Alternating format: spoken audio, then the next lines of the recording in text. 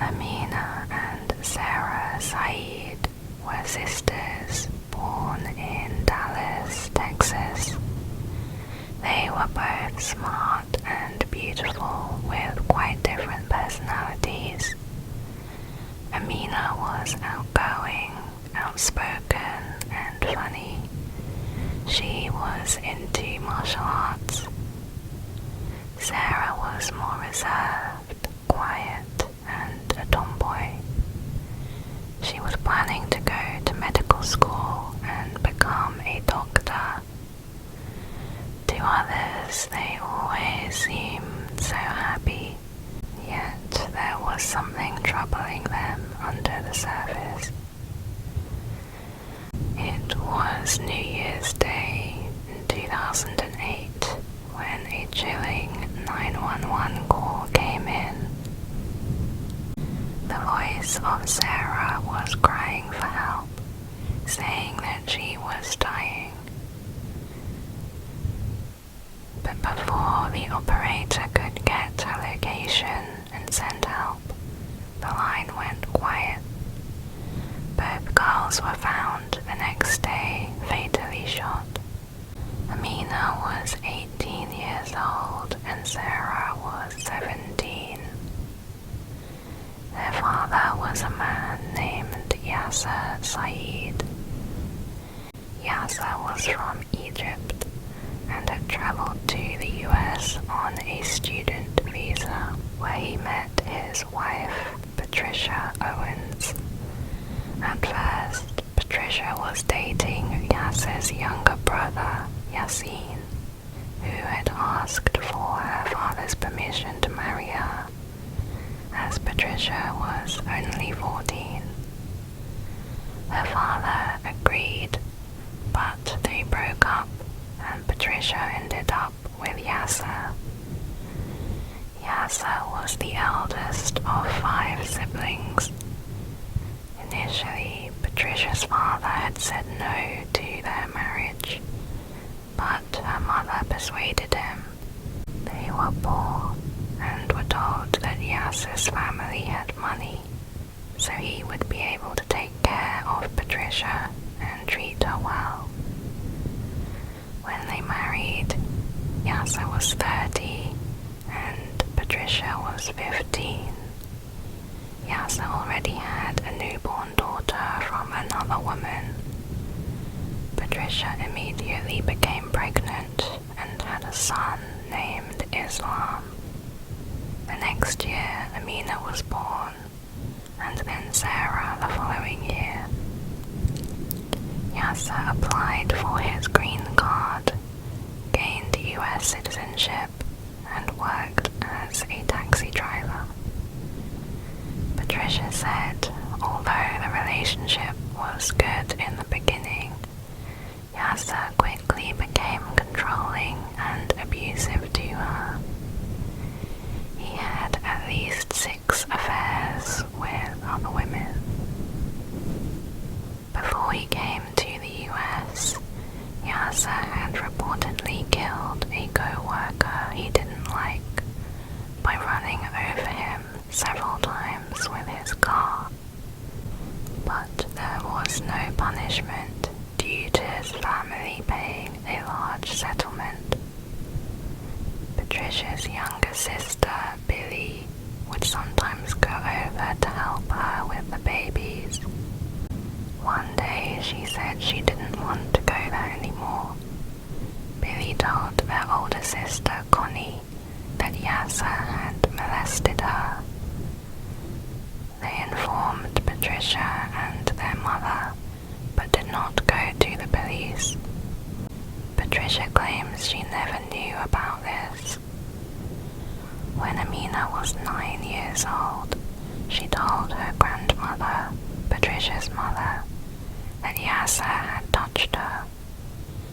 Child Protective Services were called and they filed a report. Both Amina and Sarah described the sexual abuse received from their father, which had happened several times in the past 2 years. They mentioned being afraid of their father and his brothers. 𝐟𝐥𝐮𝐼R𝐲 into custody for questioning. 𝐟𝐥𝐮 was angry at Patricia's mother for accusing him. He began harassing her, constantly calling and making threats. 𝐟𝐥𝐮 was then arrested for retaliation and was released after his brother paid a $500 bond. Patricia said the girls told her their grandmother had made them say those things about 𝐟𝐥𝐮, and it actually wasn't true. So Amina and Sarah told the police they wanted to drop the charges, that they had lied, and they just wanted to go live with their grandmother. However, Amina wrote a letter to her Aunt Connie saying they had been made to lie to the police so their father wouldn't go to prison. She wrote, "But I don't want to go back. Please don't make us go back." Years later, Amina would tell her boyfriend that her mother Patricia was the one who told them to drop the charges. At the time, Patricia and the girls were staying with Connie and her children. While Connie was at work one day, Patricia packed up and left with the girls to go back to 𝐟𝐥𝐮. Later, Connie went into her closet for Amina's letter to give to CPS, but it was no longer there. She believes Patricia must have found it and taken it. Patricia denies ever knowing about such a letter and believes 𝐟𝐥𝐮 never abused their daughters. Yet she also said she was scared of 𝐟𝐥𝐮 and afraid he might hurt her parents. 𝐟𝐥𝐮 and Patricia took the girls to Maryland for 4 months. Then they flew to Egypt, staying there for several months before returning to Texas. 𝐟𝐥𝐮 had a habit of filming the girls, usually without their consent. One video shows them covering themselves with blankets on their bed and are clearly uncomfortable. 𝐟𝐥𝐮 tells their brother Islam to take their blanket away so he can film them, which he does. 𝐟𝐥𝐮 says, "Very nice," while zooming in on Sarah's legs and backside. Amina tells him to stop. She says, "This is illegal. I don't videotape you when you're sleeping." That video is from 2003, when Amina was 14 and Sarah was 13. The next year, Amina met her boyfriend Joseph. They both did taekwondo, and that's where most of the interactions took place. She was scared of being seen together outside in case her father drove past. When they wanted to hang out, Joseph and his mother would pick her up from the taekwondo parking lot, not from her house. Over time, they would both learn about the controlling behavior of 𝐟𝐥𝐮, how he would follow the girls whenever he could, how he checked their phones, and how he bugged Amina's car with a listening device. Amina was too scared to even use a public telephone. He would also film them without them knowing. One such video shows 𝐟𝐥𝐮 secretly watching Sarah from his car while she was working in a store. He says, "She can't see us from here, right?" Patricia says no. He then says, "She smiled at a customer. She's in trouble." Joseph had already planned to marry Amina and take her away from her father's abuse. Joseph's mother was also ready to support them. But when Amina was 16, 𝐟𝐥𝐮 took her to Egypt to arrange her marriage to a middle-aged man, whichever one would pay the most money. They had several meetings with potential husbands. Amina overheard Yasser asking his brothers about bride prices for them. She refused, and people had thrown stones at her. Patricia denied knowing anything about this. However, Patricia's aunt Jill recalled a conversation where Patricia said, "When they grow up, the girls will have to marry an Egyptian Muslim man, not an American." They returned to Texas. Joseph and Amina would write love letters to each other almost every day. Yasser found one letter Amina had written and demanded to know who it was for. Amina told him it wasn't to a real person, it was just made up from her imagination. Yasser did not buy her story. The next day, Joseph did not hear from her, and she stopped going to Taekwondo. Several days later, Amina was able to send an email to her Taekwondo instructor. Yasser had immediately bought a house and moved them 20 miles away, from Bedford to Louisville. He was pressuring Amina to tell him who Joseph was and where he lived, so that he could go kill him.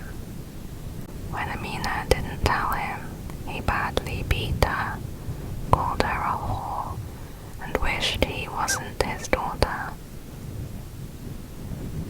Patricia drove Amina to the hospital when she received a phone call from one of Yasser's brothers. Amina was told not to tell anyone what really happened. Patricia claims there was no abuse at all towards the girls, only to her. She says Yasser was a good dad who loved his kids. Yasser was arranging another trip to Egypt. Amina was now 17, and this time she feared he would not allow her to return. She was scared and tried to think of ways to avoid getting on the plane, but it was no use. In Egypt, Yasser took her American passport. However, they did eventually return to the US.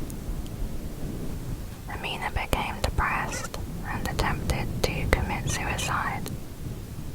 She was taken to the hospital.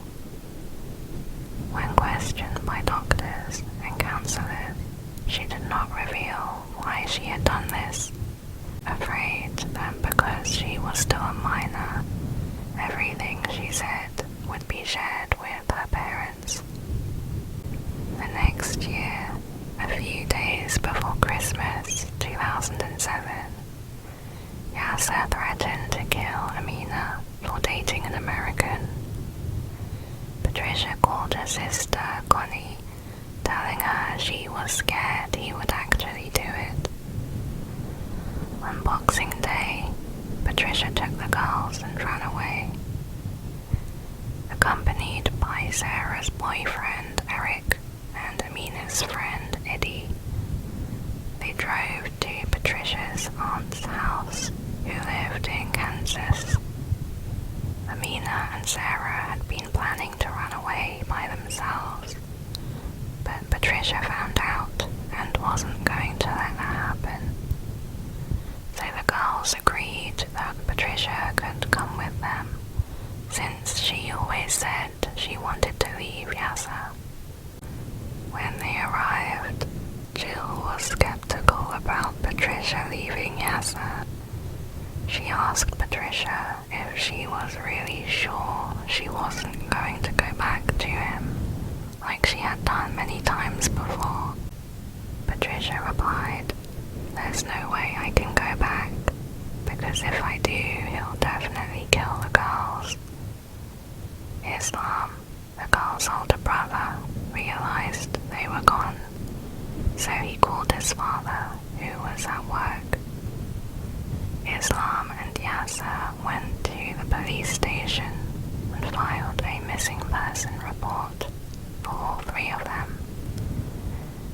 cases were closed after Patricia contacted the police. On December 27th, Patricia decided they would go to stay at a hotel in Tulsa, Oklahoma, while they looked for a house to rent. The following day, they signed the lease to an apartment and moved in. Islam called his aunt Connie, saying he wanted his mom and sisters to come home because he missed them. He then handed the phone to Yasser, who said the same thing. Connie said she didn't know where they were and hung up. She called Patricia to tell her not to fall for it and that it was a trick. Patricia agreed. Amina told her boyfriend Joseph that she was worried because Patricia was having second thoughts and felt guilty for abandoning her husband. Yasser and his brothers continued to message and leave voicemails. It was not long before she agreed to go back to him. Sarah complied with her mother, but they did not tell Amina, who was adamant about never returning to Yasser. So Patricia lied, saying they would go to Texas to put flowers on her grandmother's grave and then stay at Aunt Connie's house for New Year's. On December 30th, they were driving back.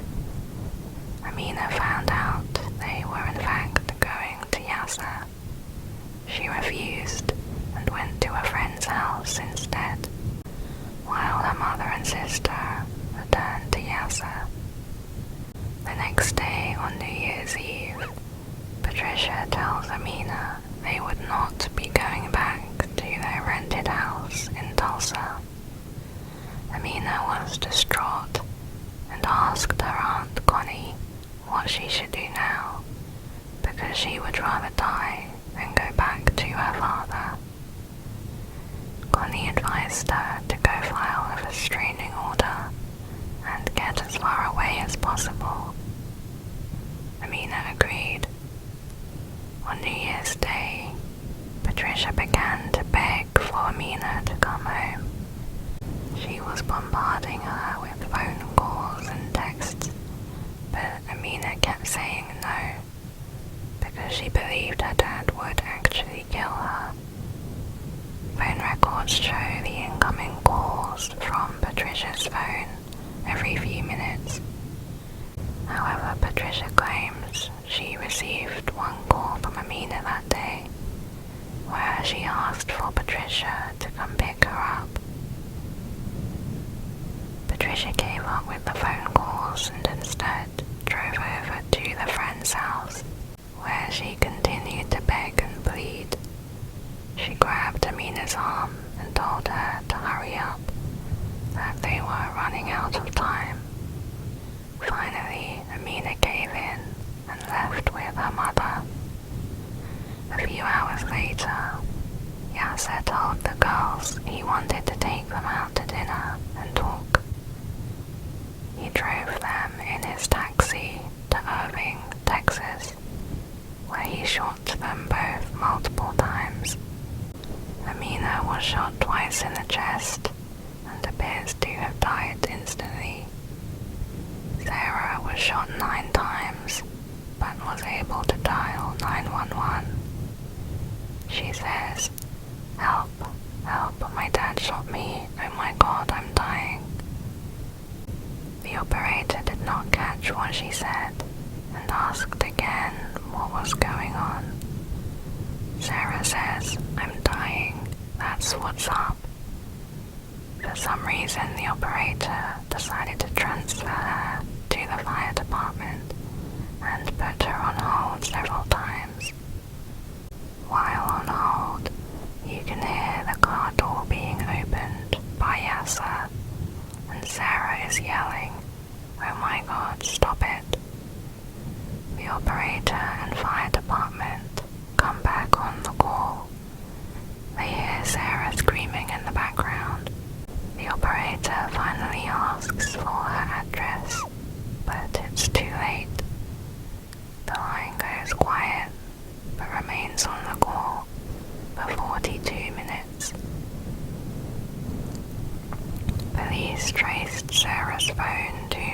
Patricia's address.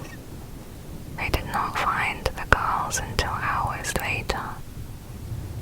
Several times during their investigation, starting from the phone call, Irving Police Department was accused of failing to follow standard protocol. For instance, before they started searching 𝐟𝐥𝐮's house, they let Patricia go inside and take whatever she needed, which included a laptop, a video camera, and a box of documents. 𝐼𝐥𝐻 had left Sarah and Amina there in his taxicab and fled the scene, possibly picked up by a relative. He was not caught until 12 years later in 2020.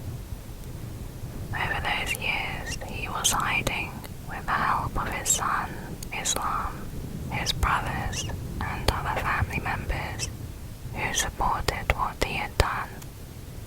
During that time, it's suspected that he remained in Texas. In August 2017, in Bedford, Texas, where Islam lived, a maintenance man reported seeing someone matching 𝐼𝐥𝐻's description. When detectives showed him a picture of 𝐼𝐥𝐻, the man confirmed it was the same person he saw inside Islam's apartment.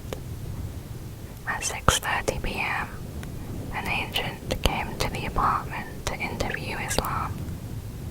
He was upset and refused to cooperate. Islam then called someone saying, "We have a problem." At 1 a.m., a search warrant was executed, but the apartment was found to be empty. However, the sliding patio door was open.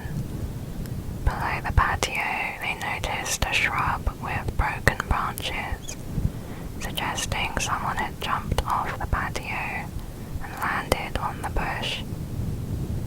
Next to the bush was a pair of eyeglasses, which was collected along with several other items inside the apartment. The FBI compared the DNA from those items to the DNA of Amina and Sarah. They determined the DNA was most likely from their father, 𝐼𝐿𝐻.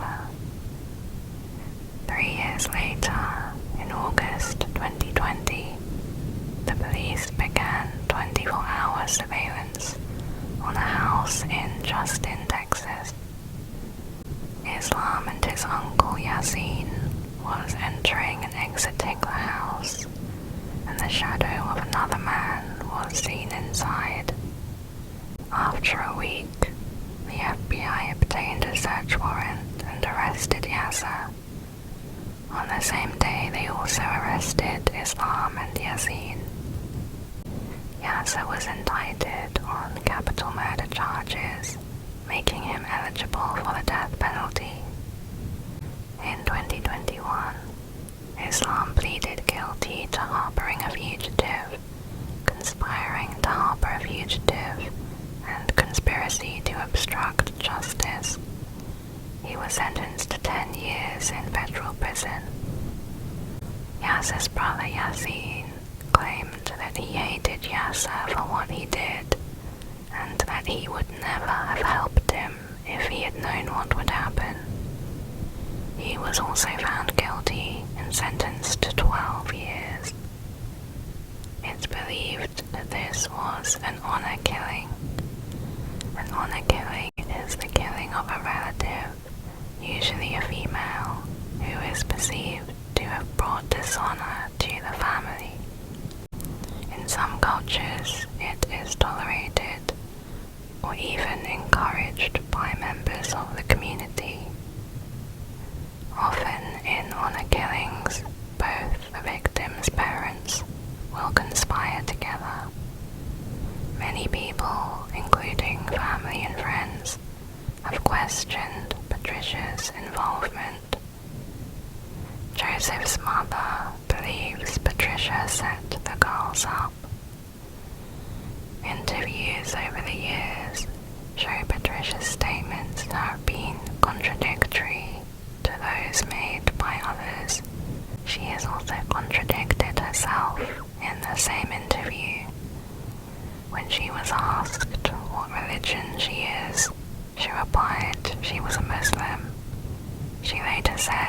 was a Christian.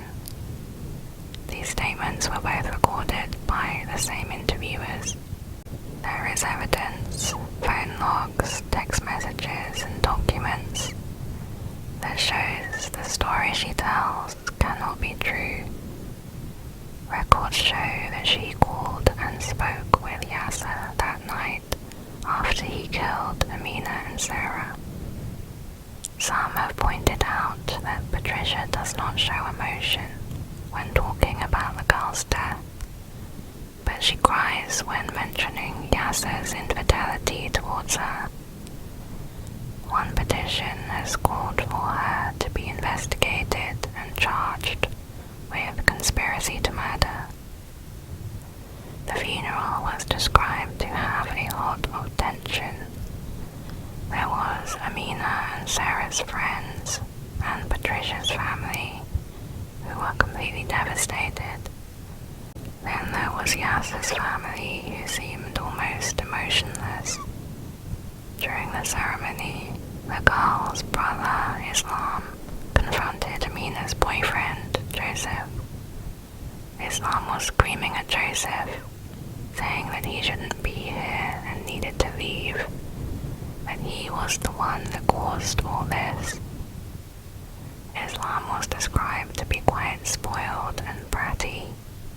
He was clearly Yasser's favorite child, who he helped to get his own apartment and was given expensive gifts. His parents allowed him to do things they would punish the girls for. Islam made a comment to reporters, saying that Amina and Sarah deserved what happened. His uncle sent him to live in Egypt for several years because he was out of control and sending death threats to anyone who spoke badly of his father. One of Yasser's brothers, 𝐟𝐥𝐮𝐟𝐿𝐲, reportedly said they were lucky to have Amina's and Sarah's bodies to bury, because if it were his daughters, he'd make sure they would never be found. All of his daughters were sent to Egypt and had their marriages arranged.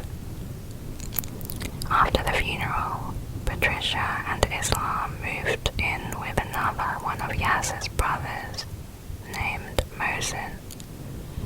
Right after the murders, Yasser made a call to Mohsen, where he asked to meet somewhere, suggesting that he was also involved in helping Yasser. When asking for an interview, producers received death threats from Mohsen. It's thought that Yasser was closest to Yasin, who had lived in New York.